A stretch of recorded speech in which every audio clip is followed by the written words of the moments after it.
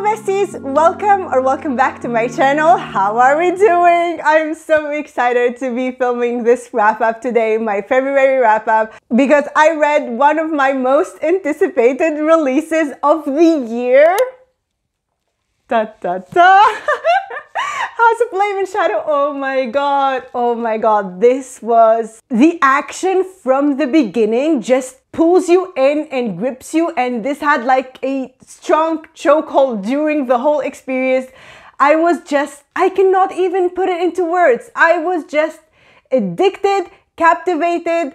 I couldn't stop reading this book. Oh my god, this was so epic. Such a nice adventure. Reading this brought me so much joy. I was sucked into the story and I just wouldn't stop reading this. My entire reaction slash attitude throughout reading this book was like, wait, what? What just happened? What? Say that again? It was so epic, especially after where we left off, after House of Sky and Breath. It was so good. It was so good. My whole reading experience was just such a unique, epic adventure.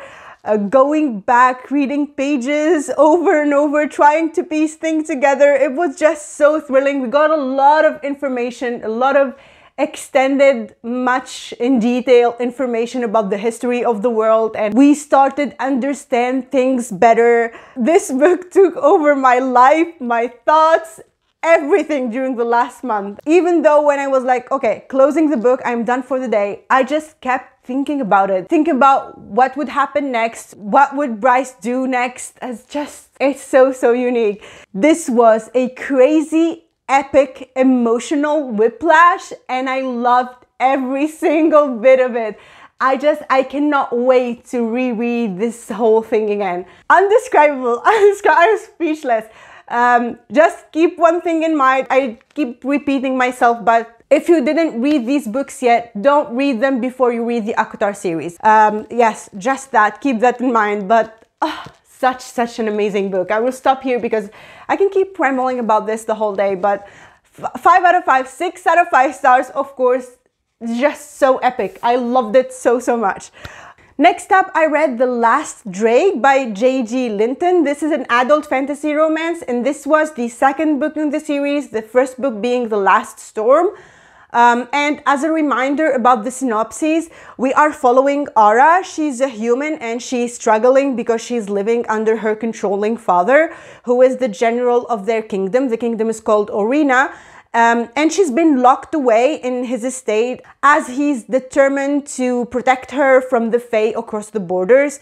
But after her 26th birthday, he decides that it's time for her to get married. And on the other side, we follow Rogue, who is the future king of the Fae kingdom and was raised in a very tough environment. His father wasn't so kind to him. His father was so ruthless, and he was like feared and hated by most of the Fae. Now that his father is dead, the crown has been thrust upon him, and it is his responsibility now to save his people from the wrath of Orina, because Orina has started the war on the Fae kingdom, and they have been at war for a long time. And it is for that reason that he crosses the border into Orina to spy on the court in the capital for secrets and leverage and anything that could help him. And our story began when Rogue and Ara met. I gave this book 3 stars, but it's not that I didn't enjoy it. It is that it was bad timing and bad luck for this book, because while I was reading this, House of Flame and Shadow got released, so I had to put it down. For me, it was no question. I had to put it down and pick up HOFAS directly because I want to read that book so badly. And then when I came back to The Last Draig, I wasn't enjoying it as much as I was enjoying, of course, House of Flame and Shadow. For me, it was like the difference in the reading experience was just too vast. So yeah, that for sure impacted my star rating, but it's not a bad book by any means. And also, I think I enjoyed the first book, The Last Storm, better than this one. This one, I think, lacked a bit action for me. But something that was so positive that I remember about this book is the way the author described Rogue's feelings for Ara, how she changed his life and how he views her was so romantic and heartwarming. I felt butterflies in my belly and I was smiling every time a passage about his inner thoughts toward her came. Yeah, that was so heartwarming. I will definitely pick up the next book in the series because I need closure, because this ended on a very painful cliffhanger and I need closure. So yeah, definitely will continue on with this series nonetheless. Okay, next up, I picked up these two books right here. Lightlark and Nightbane. Let me just begin by saying, if you haven't read Lightlark yet, don't look at the reviews. I advise you to go blind and see for yourself if you enjoy it or not. And keep in mind that this is a debut YA fantasy novel, so there will be some flaws. But those for me didn't take away from my enjoyment of reading these books. And in this story, we follow Isla Crown, our protagonist. She has a lot of issues to overcome. She lived confined her entire life from her people, and her guardians kept her well protected and hidden, and she does not own any powers compared to the other rulers. She's the weakest compared to them.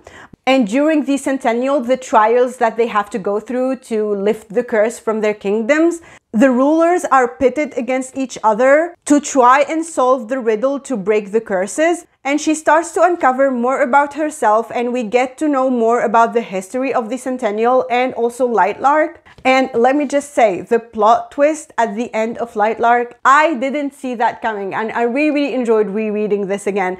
I also enjoyed so much Nightbane, even more than Lightlark. I gave both of these books 4 stars, but Nightbane, I enjoyed it even more. These books are real page turners and the romance will keep you on the edge of your seat. And I won't say anything more because I don't want to spoil anything. And the ending of Nightbane broke my heart. I don't even know what to say.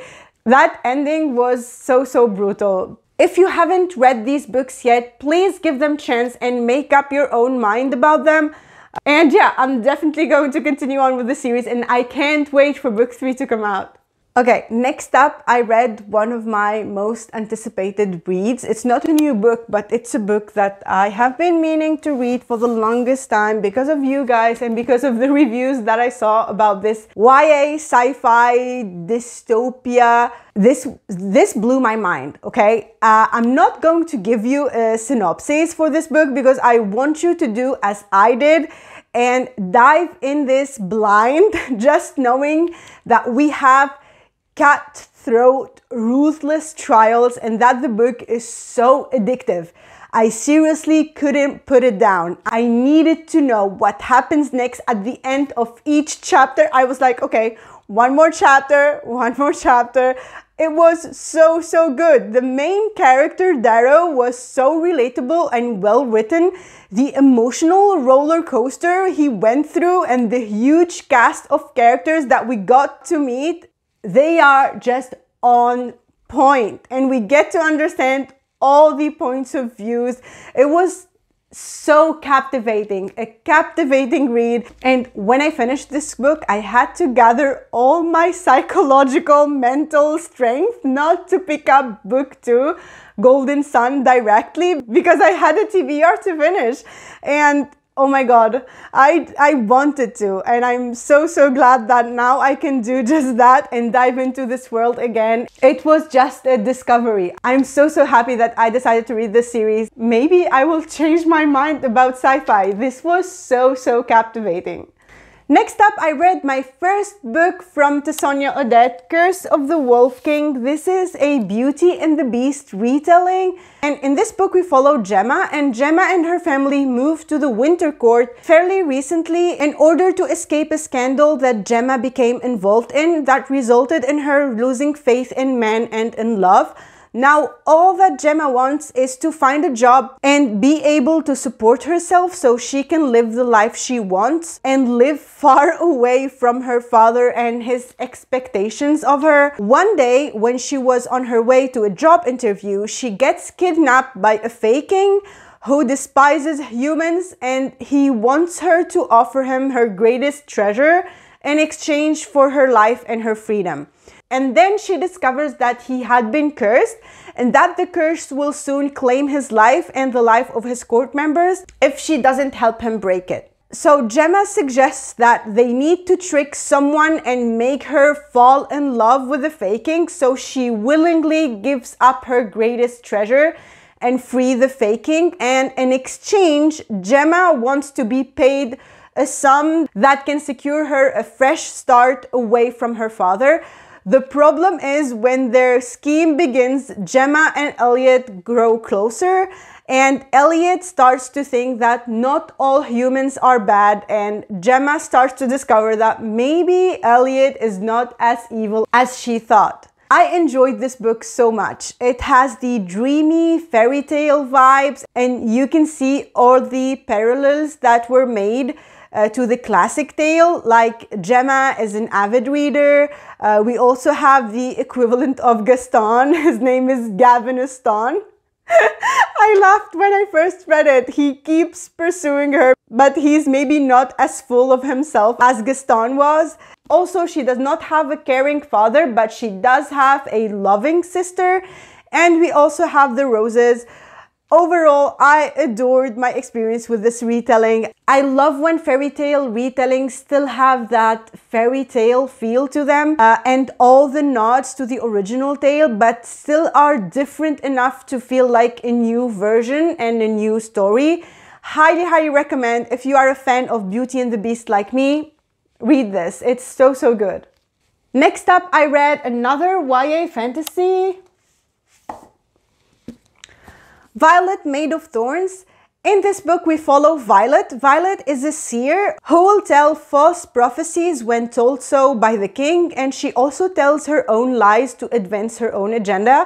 And after the king asks her to falsely prophesy Cyrus's future bride, Cyrus is the prince, Violet awakens the curse, and also Cyrus knows that she often lies and they hate each other for that. For me, the first half of the book was okay. It didn't wow me, but it was fine. We have a fairy tale-esque setting and a prince who is looking for a bride to fulfill prophecy and save the kingdom. And we have like this brash, self-serving seer who like omits truth or like manipulates her prophecies to serve her agenda or the king's interest. The prince, for me, in the story was not my favorite love interest, to be honest with you, not even close. I didn't feel like there were any sparks between them. Like, even for an enemies to lovers, there has to be something that starts the passion that will make them question their resentment for each other. There was none of that. No swoon-worthy moments, no love quotes worth remembering whatsoever. Plus, the love-hate relationship wasn't really fleshed out, and the characters' motives weren't that clear, and the villain in the story was the least developed character ever. I also felt like the world building was also lacking a lot too.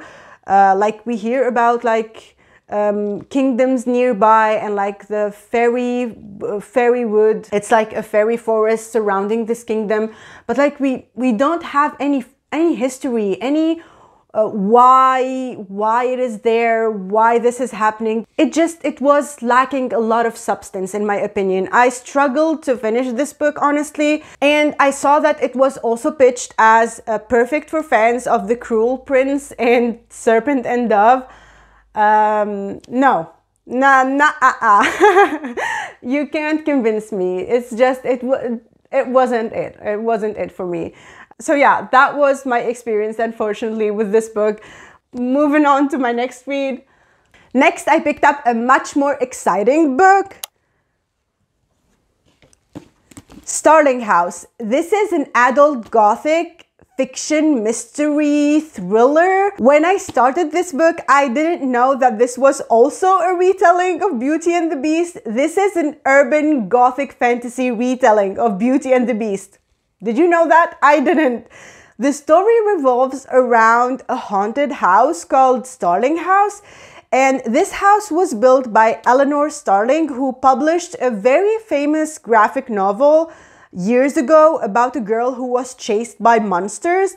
And it was like a creepy graphic novel. And after she built this house, no one has ever seen her get out of it or even like glimpsed her from far until she was dead.